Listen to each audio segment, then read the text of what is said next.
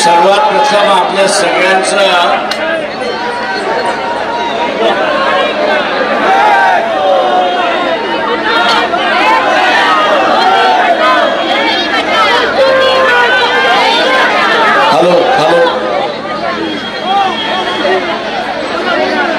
आपल्या सगळ्यांचा असणारा पहिल्यांदा अभिनंदन करतो।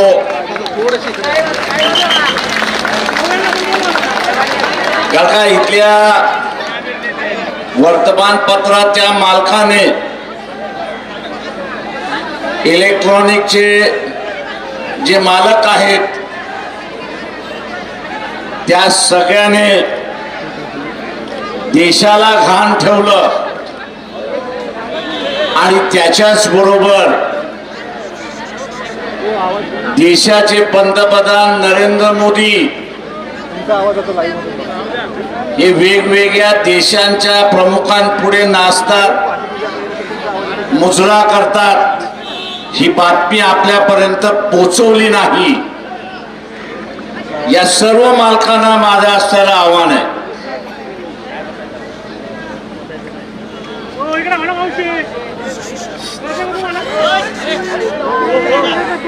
माझं या सगळ्या मालकांना असणारं आव्हान आहे की वेगवेगळ्या पद्धतीने लोकांचा असणारा राग हा शिगेला पोचताना मला दिसतोय। काश्मीरच्या प्रश्नावरनं पाकिस्तान बरोबरचे असणारे अनेक युद्ध झाले, या अनेक युद्धाच्या कालावधीमध्ये असेल किंवा काश्मीरचा प्रश्न आंतरराष्ट्रीय स्तरावरती ज्या ज्या वेळेस घेऊन झाला असेल तर भारताच्या पाठीमागे ठामपणे कोणी उभं राहिलं असेल तर इराण सारखं राज्य हे आपलं त्या ठिकाणी उभं राहिलं हे लक्षात घ्या। मित्र हे जपायचे असतात। आज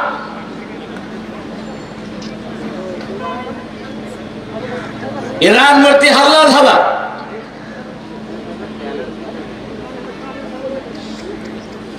कशावरनं हल्ला झाला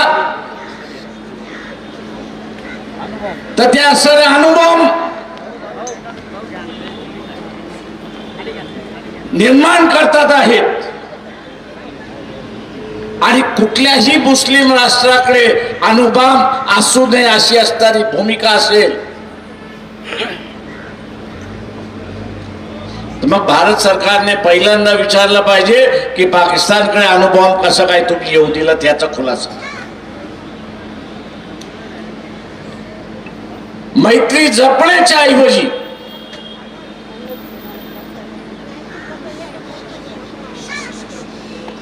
जे हल्ले झाले असणारी माझ्याकडची माहिती खोटी असावी असं मी स्वतः म्हणतोय।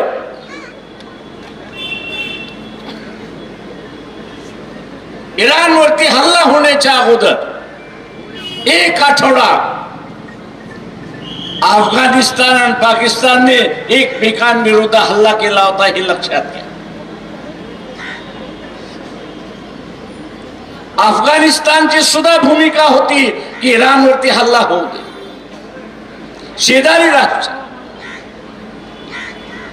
पाकिस्तान म्हणत होता की तिथे असणारा हल्ला होऊ नये, आम्ही असणाऱ्या इराणच्या मदतीला जाऊ। नरेंद्र मोदी इस्रायलला जातात, काय गुफ्तगू होतं याची आपल्याला माहिती नाही, पण त्यांचं विमान भारतामध्ये उतरण्याच्या अगोदर हल्ला होतो अशी असणारी परिस्थिती आहे। मी भारत सरकारला विचार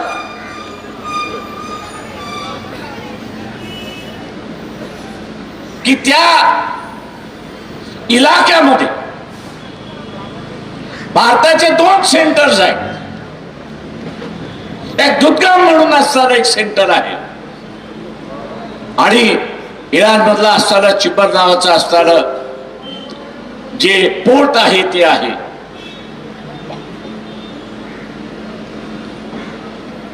या हल्ल्याच्या मध्ये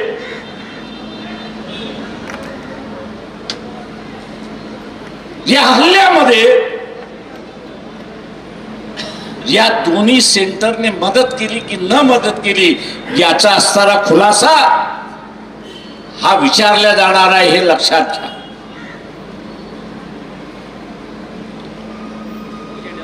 आज भारताची असणारी जी आर्थिक परिस्थिती मजबूत आहे, मजबूत आहे याचं एकच कारण आहे की जे आखाती देशामध्ये भारतीय नागरिक काम करतोय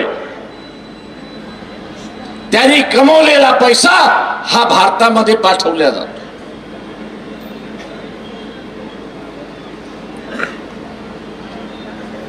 खोमेनीची या युद्धामध्ये हत्या केल्यानंतर जे काय माहोल उभा राहतोय तो आपल्या लक्षात घ्या. एक एक मुस्लिम राष्ट्रामधले राज्यकर्ते अमेरिकेच्या बाजूने आहेत, पण जनता ही इराणच्या बाजूने आहे, हे आपण असताना लक्षात घ्या.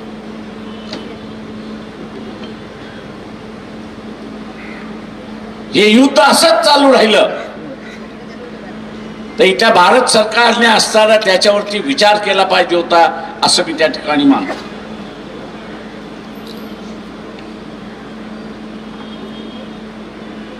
$2 कोटीच्या वरती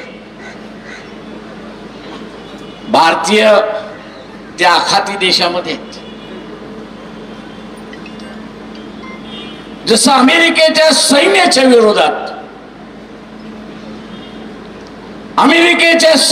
विरोधात ज्या पद्धतीने असणारा तिथल्या मुस्लिम राष्ट्रांमध्ये राग पेटून उठलाय आणि कदाचित रस्त्यावरची सुद्धा लढाई त्या भागामध्ये आपल्याला बघायला मिळेल, हे असताना लक्षात घ्या. आणि त्यामध्ये मोदींचा काही सहभाग असेल तर या 2 कोटी भारतीयांचे सुद्धा आयुष्य धोक्यात आहे, हे आपण असं लक्षात घ्या. याची मला जाणीव आहे की RSS आणि इस्रायल यांचे घनिष्ठ संबंध आहेत.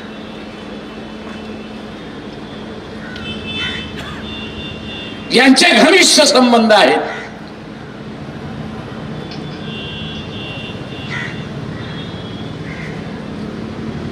ते संघटनेचे संबंध आहेत, देशाचे संबंध नाही. देशाचं नेहमी धोरण राहिलेलं आहे की आम्ही कोणाच्या भानगडीत पडणार नाही आणि अन्यायाच्या बाजूने आम्ही राहणार नाही. कुठल्या देशाच्या भानगडीमध्ये आम्ही पडणार नाही आणि कुठल्या अन्याय करणाऱ्याच्या बाजूने आम्ही राहणार नाही, ही भूमिका आपली राहिलेली.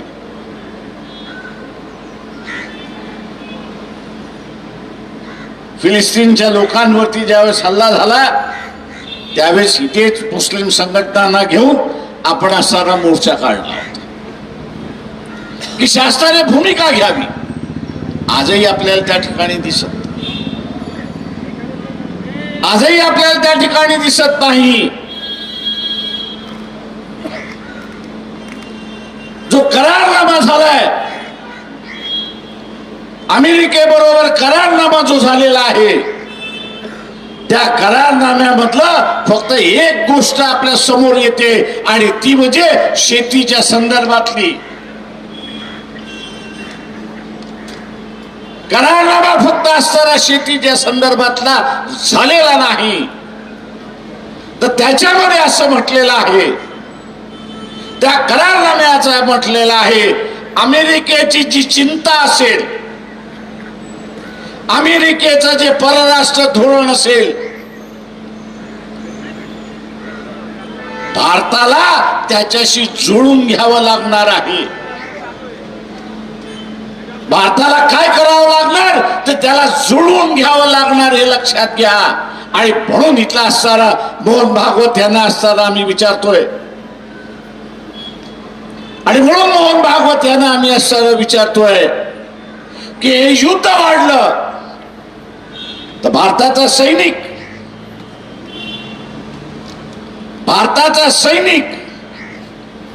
आणि भारताचा असणारा एअरबेस, हवाई अड्डे हे तुम्ही अमेरिकेसाठी खुले करणार आहात का? तो अमेरिकेच्या सांगण्यावरनं खुलं करणार असाल तर तुमचं स्वायत्ता गेली कुठे? तुम्ही स्वतंत्र राहिलात कुठे निर्णय घेण्याचे?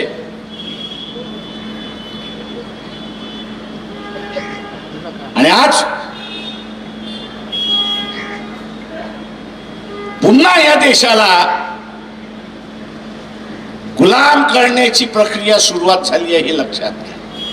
आर्थिक दृष्टिकोनातून गुलाम करण्याची, राजकीय दृष्टिकोनातून गुलाम करण्याची, आणि या देशाचा असणारा सार्वभौम हे अमेरिकेकडे घाण ठेवण्याचा असा असणारा प्रकार. मोहन भागवत हे तुमच्या संघटनेला, RSS ला मान्य आहे का याचा पहिल्यांदा खुलासा करा. सत्ता तुमची आहे,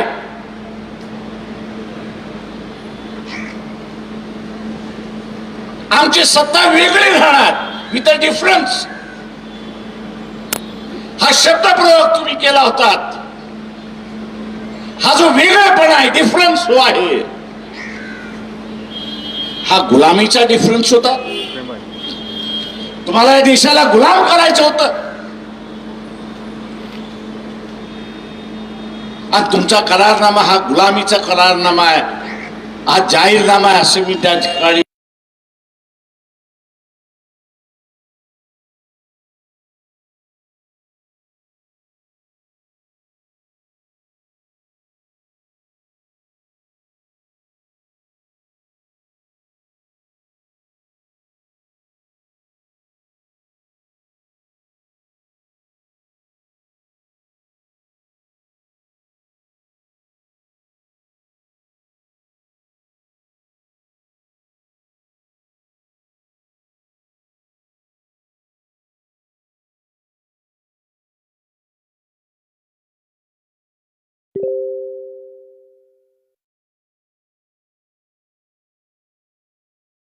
मानतोय.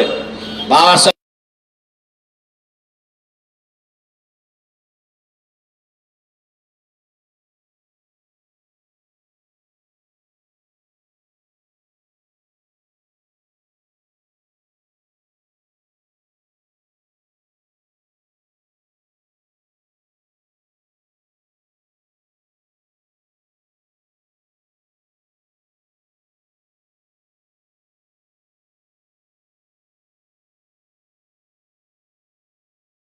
ती बातमी केली.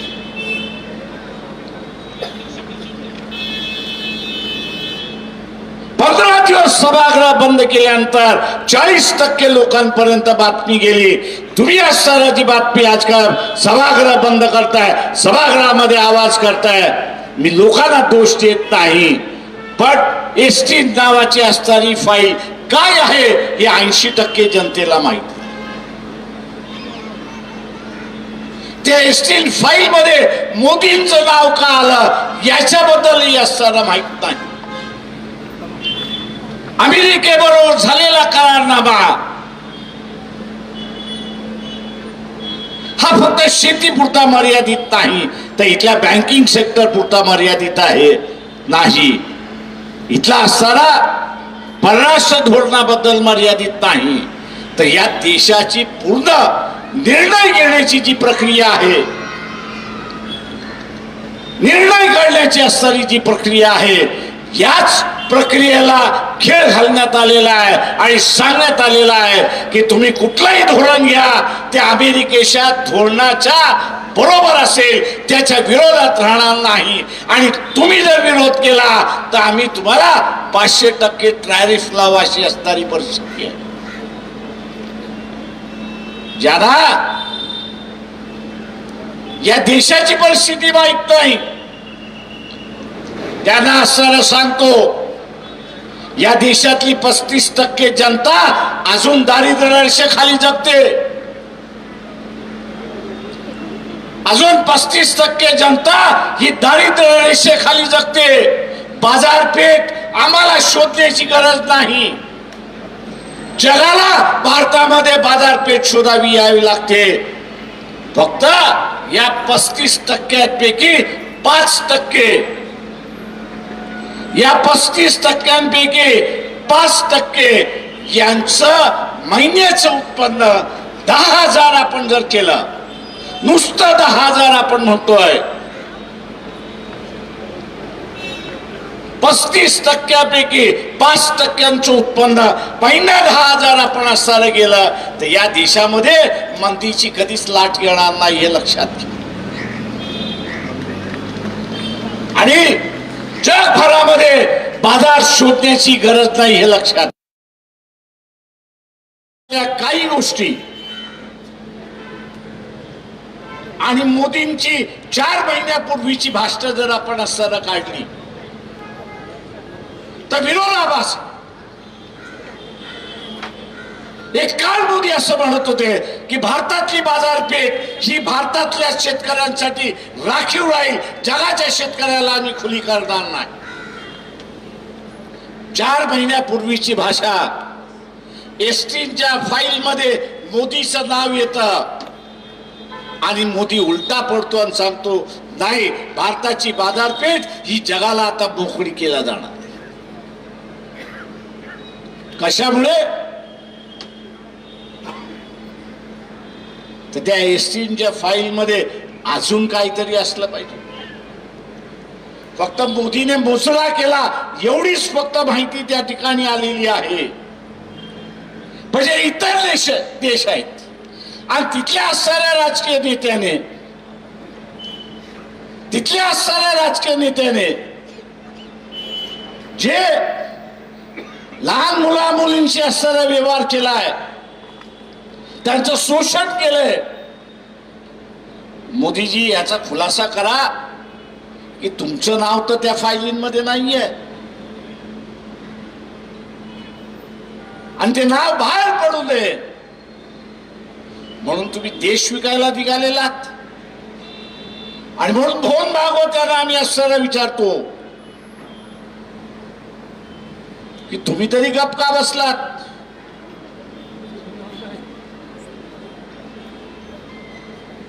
2G स्कॅम झालं त्यावेळेस अण्णा हजारेला हाताशी धरलं, दिल्लीच्या मैदानामध्ये बसवलं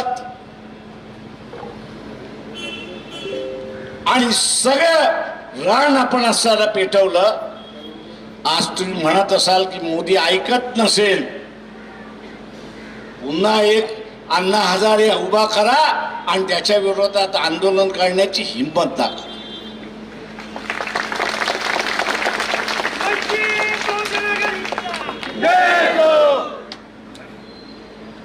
हिंमत दाखवा, आंदोलन करण्याची हिंमत दाखवा. नाही तर देशाला सांगा की एसटीच्या फाईल मध्ये मोदींचं नाव आलं तरी काही नुकसान नाही हे तरी सांगा. ज्यांचं नाव आलं इतर देशाने त्यांना सगळ्यांना जेलमध्ये टाकलं, पण भारतामध्ये कुणाच्याच विरोधात कारवाई नाही.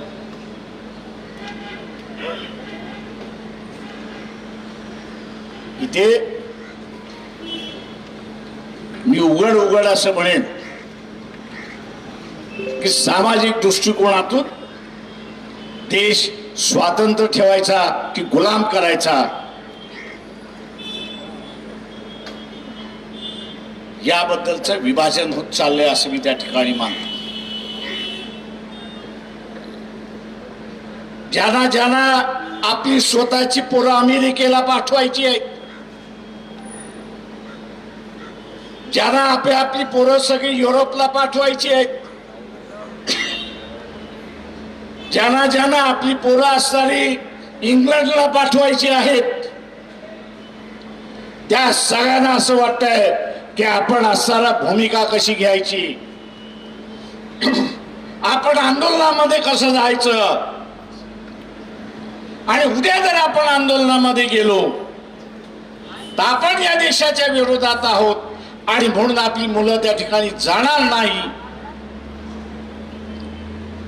या भीतीपोटी गप्प बसलेली, या भीतीपोटी नरोबा खंजोबाची भूमिका त्या ठिकाणी घेतायत. या सगळ्यांना माझं असणारं आव्हान आहे, मी आज नाही पण आंतरराष्ट्रीय अनेक संघटनांच्या बैठकीला ज्यावेळेस जात असे,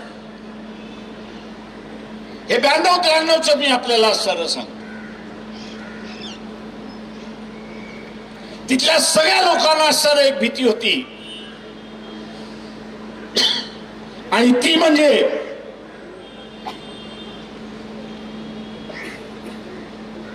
की आमची नागरिकांची संख्या कमी होत चाललेली, आमची नागरिकांची संख्या कमी होत चाललेली आहे, आणि बाहेरच्यांना आम्ही येऊ दिलं आणि ते जर या ठिकाणी स्थायिक झाले तर आमची पुढची पिढी ही गुलाम झालेली असेल अशी परिस्थिती आहे. आणि म्हणून आम्ही बाहेरच्या येणाऱ्या लोकांना कमी केलेल्या अशी परिस्थिती आहे.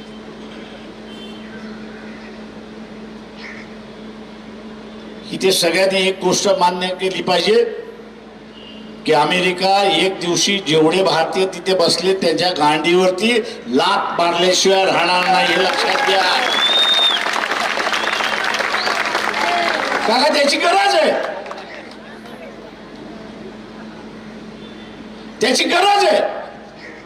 उद्या समजा सगळं पाकिस्तान इथे येऊन बसलं, तुम्ही त्याला मताचा अधिकार देणार आहात का?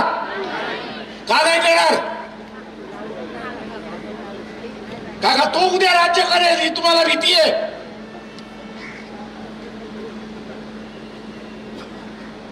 जसं तुम्ही स्वतःला सुरक्षित राहायला बघता तशा रीतीने इतर देशातली माणसं सुद्धा स्वतःला सुरक्षित राहण्याचा प्रयत्न त्या ठिकाणी करतात. आणि म्हणून जे येतील त्यांना आपण सांगितलं पाहिजे, तू जेवढं कमवलंयस ना तेवढं पहिल्यांदा सांग, त्याच्यातले 90% तू जर देशाला देणार असशील तरच तुला नागरिकत्व मिळणार, नाही तर अजिबात मिळणार नाही, हे लक्षात घ्या.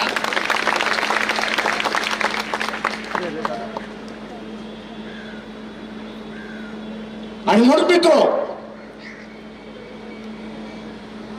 हा प्रश्न आज एक मोर्चा काढून आपला चालणार नाही. उद्या जर हा करारनामा आणि ज्याच्यामुळे आपण असताना सिंदूर मध्ये पहिले 2 दिवस मार खाल्लं, राफेलची जी विमानं आहेत, चालवणारा पायलट कमजोर नव्हता, पण त्या विमानाची बघण्याची जो डोळा होता तो फक्त 300 मीटरचा होता.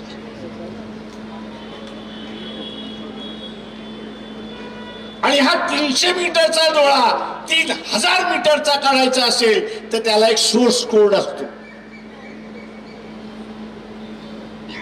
भारत सरकारने फ्रान्सला विचारलं की हा सोर्स कोड तुम्ही आम्हाला द्या. भारत सरकारला फ्रान्सने सांगितलं की आम्ही हा कोड देणार नाही. आता तुम्हाला जर 300 किलोमीटरच्या पुढे दिसत नसेल तर तुम्ही कोण होता? आंधळे. आंधळ्याला टिपायला काही वेळ लागत नाही अशी असणारी परिस्थिती आहे.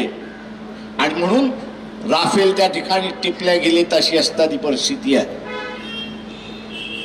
मध्यंतरी बुश, ट्रम्प आणि फ्रान्सच्या राष्ट्राध्यक्ष यांची भांडणं होती, जोरदार भांडणं होती.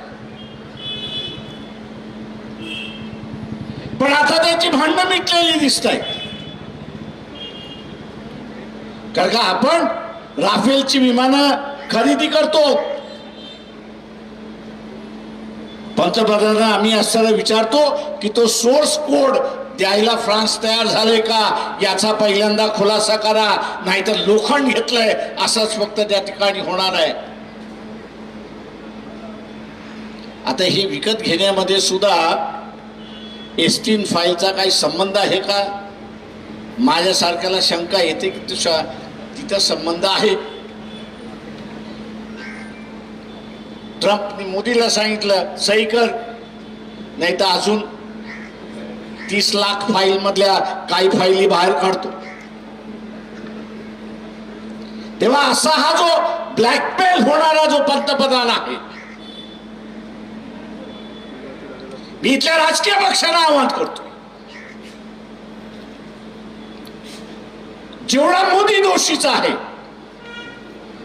तुम्ही रस्त्यावरती उतरला नाहीत तर तुम्ही सुद्धा तेवढे दोषी आहात हे लक्षात घ्या. उघड्या डोळ्याने तुम्ही असं पाहता.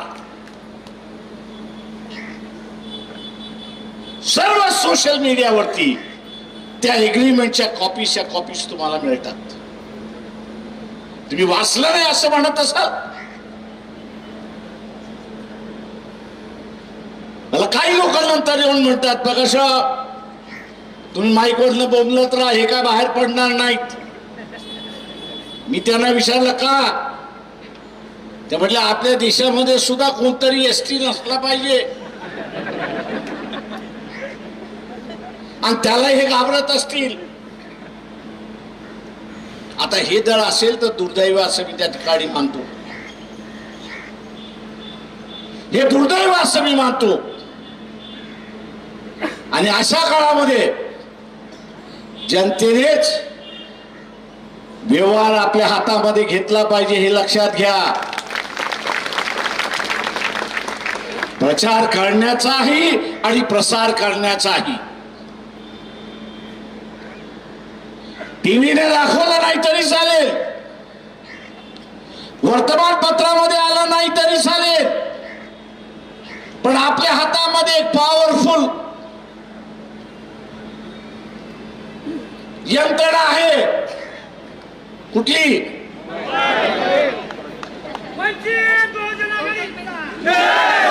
सोशल मीडिया हा सगळ्यात पॉवरफुल यंत्रणा आहे.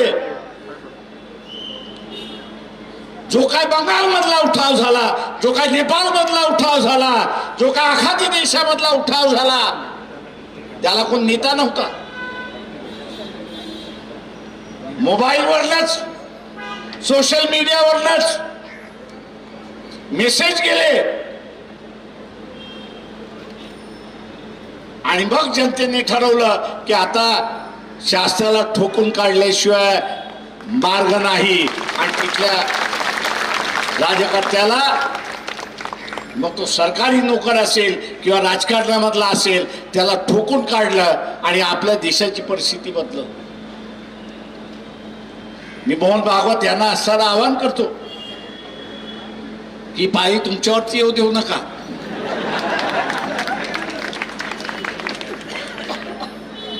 ही पाळी तुमच्यावरती येऊ देऊ नका. सेना असेल तुमच्यावरती येऊ देऊ नका. काँग्रेसवाले असतील त्या सगळ्यांना माझी असणारी विनंती आहे की पाळी तुमच्यावरती येऊ देऊ नका. का ज्या भावालाच शेतकऱ्याला भाव मिळतोय तो नाखुश असला तरी तो म्हणतो ठीक आहे, मिळते तरी मिळते. उद्या गहू असेल, धान असेल, डाळी असतील, पल्सेस असतील, कडधान्य असेल, शहरातल्या माणसाला अर्ध्या किमतीत मिळते. का तो शेती करत नाही, तो विकत घेत असतो, त्याला अर्ध्या किमतीत मिळतील म्हणून तो असताना आनंदित असेल. पण या देशामधला जो पिकवणार आहे या देशामधला जो पिकवणारा आहे तो रसातळाला गेलेला असेल हे लक्षात घ्या. तो रसातळाला गेलेला असेल आणि त्याच्या पुढे मग एकच मार्ग राहतो आणि तो म्हणजे जाऊन शहरातल्या माणसाला लुटा. हे माझं उदाहरण नाही देते मी. तुम्ही राजस्थान विधानसभेमधलं 1950चं राजस्थान विधानसभेमधलं 1950चं तिथल्या त्या काळच्या मुख्यमंत्र्याचं भाषण जर आपण ऐकलं तर त्यांनी असं म्हटलं की माझं बजेट कमी पडत होतं, माझं बजेट कमी पडत होतं आणि म्हणून पाकिस्तान मधल्या काही गावांवरती आम्ही हमला बोलून लुटत होतो आणि माल इथे आणत होतो. तेच ही उदाहरण आहेत या देशामध्ये. शहरातल्या माणसाला वाटत असेल की माझी नोकरी आहे, बेट्यानो 3 महिने थांबा, 3 महिने थांबा. या करारनाम्याचा परिणाम आपल्याला दिसल्याशिवाय राहणार नाही. ज्यांच्या नोकऱ्या आहेत, ज्यांच्या नोकऱ्या आहेत त्यांच्या नोकऱ्या गेलेल्या असतील, ले आउट दिलेला असेल, ले ऑफ दिलेला असेल, हा परिणाम आहे. इथला बुद्धिजीवी आहे की ज्यांनी या सगळ्या संदर्भात लिहिलं पाहिजे होतं, लोकांना आगाह केला पाहिजे होता, लोकांना जागृत केलं पाहिजे होतं की याचे परिणाम काय होणार. त्याचा परिणाम तो त्या ठिकाणी करत नाही. आणि म्हणून वेगवेगळ्या पक्षाच्या राजकीय ज्या कामगारांच्या संघटना आहेत, मग त्या व्हाईट कॉलरच्या असेल किंवा असणाऱ्या चतुर्थ श्रेणी मधल्यांच्या असतील, पक्ष करत नसेल चालेल, पण तुम्ही तुमच्या संघटनेमध्ये या करारनाम्याचा परिणाम काय होणार ज्याचा पहिल्यांदा असणारा चर्चा करा. जे सांगतील समजवतील अशाकडून असणारा हा चर्चा करा, तरच या करारनाम्याची व्याप्ती आपल्याला त्या ठिकाणी लक्षात येईल. आणि म्हणून माझं आव्हान आहे की आपण आज जमलो, कदाचित या करारनाम्याची आणि एस्टेट फाईलची चर्चा ही सुरुवात होईल. ती आपण सुरुवात केली पाहिजे. प्रत्येकाच्या मोबाईलमध्ये 200-300 मोबाईल नंबर आहेत. टीव्हीने दाखवू नये, वर्तमानपत्रामध्ये येऊ नये, पण तुम्ही तुमच्या मोबाईल मधल्या 200 लोकांपर्यंत जरी पोचलात, आज इथे जी जनता बसलेली आहे 200 लोक आपण असं धरलं तर किती लोकांपर्यंत पोचू, किती लोकांपर्यंत पोचू. जे इथं उभे आहेत त्यांनीच 200 पोचवला तर बाहेर लक्ष येत आहे की 20 लाख लोकांपर्यंत आपण असणारा पोचतो. 20 लाख लोकांपर्यंत आपण असणारा पोचतो. फक्त आपण ठरवलं पाहिजे की माझा मोबाईल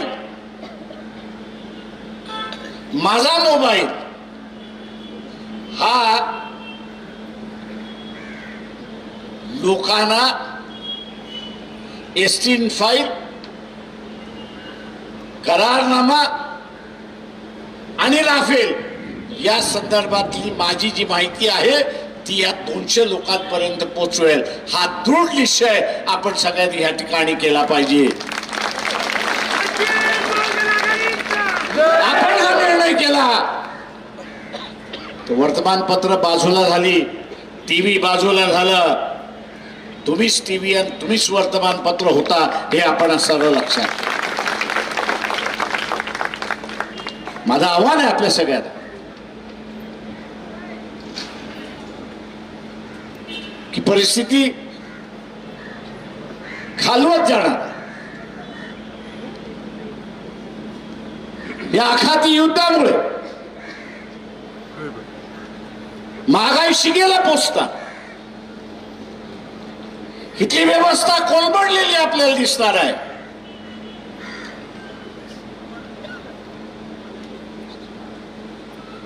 तेव्हा आगा आपण असताना केला, माहिती आपण असताना दिली, तो लोक वाचवायला स्वतःला सुरुवात करतील अशी असणारी परिस्थिती आहे.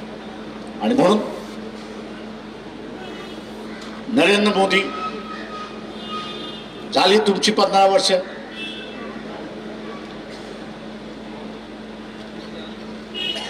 तुमचे सगळे गुलाम आहेत याची मला जाणीव आहे.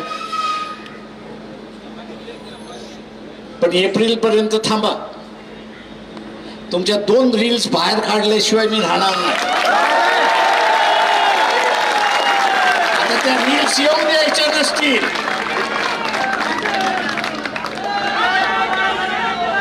त्या रील्स येऊन द्यायच्या नसतील. त्या रील्स येऊन द्यायच्या नसतील.